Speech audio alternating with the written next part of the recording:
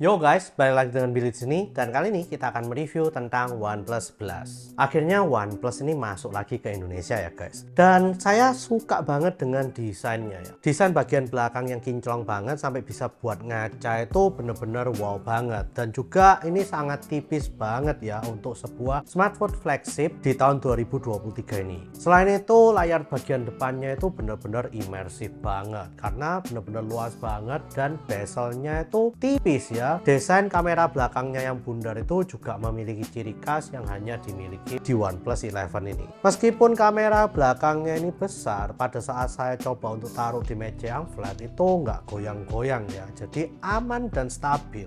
Layar 120Hz LTPO AMOLED display ini bener-bener bagus banget, dan juga karena bisa mencapai 1 Hz ini bener-bener efisien dan tahan lama. Selain itu desain layarnya yang borderless dan curve ini itu membuat kesan premium dari OnePlus 11 ini. Dan layarnya ini bisa mencapai 1300 nits sehingga aman ya kalau kita lihat di bawah sinar matahari yang terik. Software bawaan dari OnePlus 11 ini adalah Oxygen OS 13 yang pada saat saya terima ini udah sampai 2 kali update. Dan menurut saya itu bagus banget karena berarti OnePlus ini memperhatikan feedback dari penggemarnya. Di software ini pula customization yang kalian dapat lakukan itu banyak banget dan juga mudah untuk dilakukan, mulai dari penggantian icon, transisi, dan juga always on display itu dengan sangat mudah dapat dilakukan di bagian home. Fitur yang diberikan pun sangatlah banyak banget ya. Kalau kalian punya waktu sih saya sarankan untuk coba-coba oprek di bagian settings special feature. Untuk dapur performanya sendiri itu udah kenceng banget ya.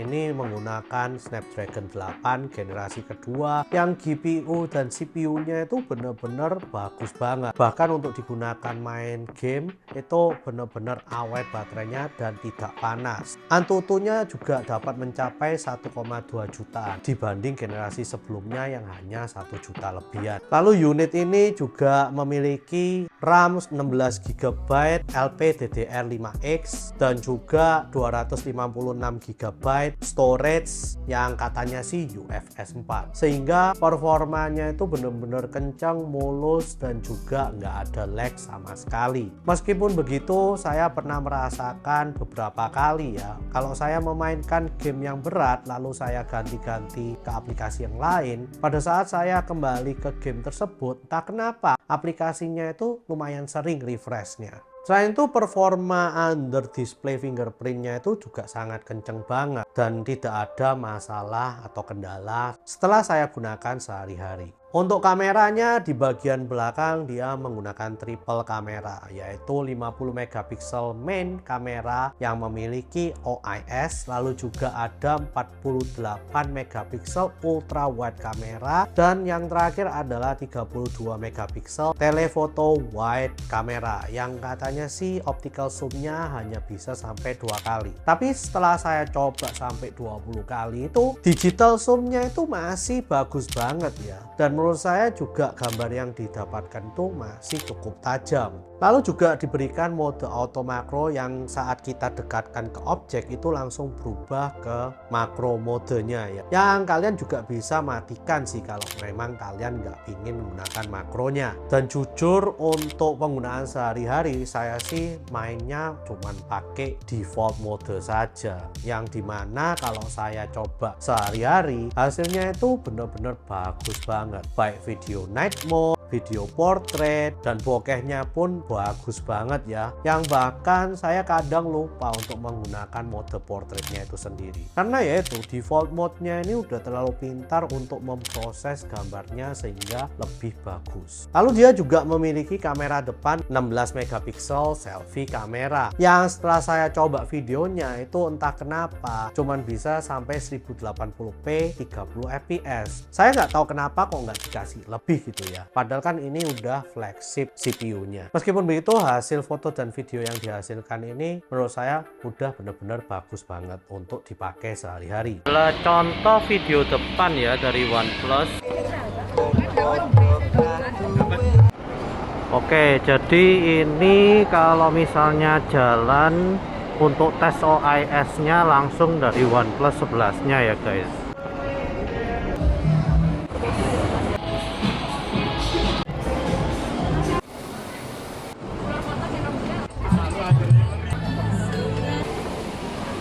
Fitur gaming yang diberikan oleh OnePlus 11 ini adalah Hyperboost Game Engine, di mana dia melepaskan segala memori yang tidak dibutuhkan sehingga dapat membuat game kita menjadi cepat dan efisien. Selain itu juga ada banyak fitur yang disediakan seperti dapat melihat status dari CPU, GPU, FPS, dan suhu daripada OnePlus 11 itu sendiri saat bermain game. Nah, ini ada fitur yang benar-benar saya ingin tegaskan banget, yaitu adalah fitur baterai dan charging time-nya. Baterainya yang 5000 mAh ini benar-benar tahan lama ya guys. Saya udah pakai macam-macam seperti nonton Netflix, YouTube, sosmedan, chattingan, main game berjam-jam, dan juga untuk menggunakan kamera dan video itu masih tahan 1 harian lebih ya guys. Dimana hal ini membuat saya senang banget dengan baterainya. Selain itu, jika baterai kalian udah mau habis, ya udah tinggal colokan saja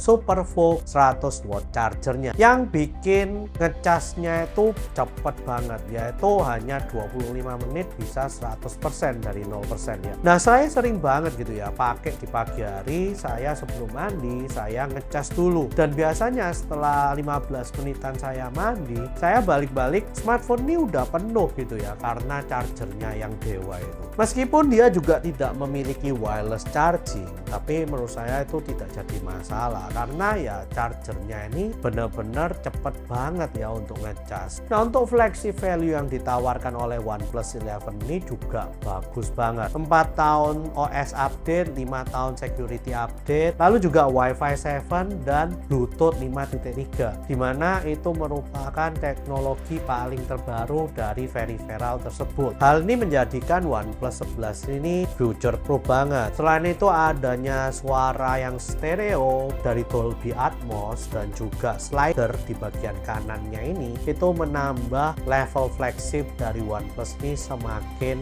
premium saja. Slider ini dapat digunakan untuk silent, vibrate, dan juga ring. Di bagian bawah dari OnePlus 11 ini ada dual SIM card yang nggak ada micro SD slotnya. Jadi kalau kalian butuh storage yang lebih, maka saya sarankan kalian langsung beli yang 256 GB aja. Sistem haptic touch dari OnePlus 11 ini juga asik banget ya menurut saya. Dan sistemnya ini dinamakan OHaptics yang bisa diatur intensitasnya. Adanya GPS dan juga NFC juga melengkapi fitur flagship dari OnePlus 11. Nah, beberapa hal yang saya harapkan dari OnePlus 11 ini sebetulnya ada di beberapa bagian minor, seperti QR code scannernya guys. Saya sih berharap ya OnePlus 11 ini bisa memberikan update supaya bisa menggunakan QR code scanner langsung dari built-in sistem kameranya, dimana kita hanya mengarahkan kameranya ke QR code, lalu akan ada notification link muncul dari atas yang bisa kita tap langsung dan menuju ke link tersebut. Lalu juga untuk IP64 ratingnya ini yang menjadikan saya agak sedikit deg-deg ya kalau saya bawa ini pada kondisi yang mendung gitu. Karena kalau kondisi mendung dan nantinya hujan deras, itu saya jadi takut kalau smartphone flagship ini terkena hujan, dimana smartphone flagship yang lain itu sudah memberikan IP68 sebetulnya. Nah, overall saya benar-benar suka banget ya dengan yang namanya OnePlus 11 ini, mulai dari UI-nya, desainnya, kameranya, kualitasnya, performanya, semuanya itu bener-bener bagus banget. Saya sih cuman ngarep ya kalau harganya dari OnePlus 11 di Indonesia ini bisa kurang dari smartphone flagship lainnya guys. Kalau memang benar-benar kurang dari smartphone flagship lainnya,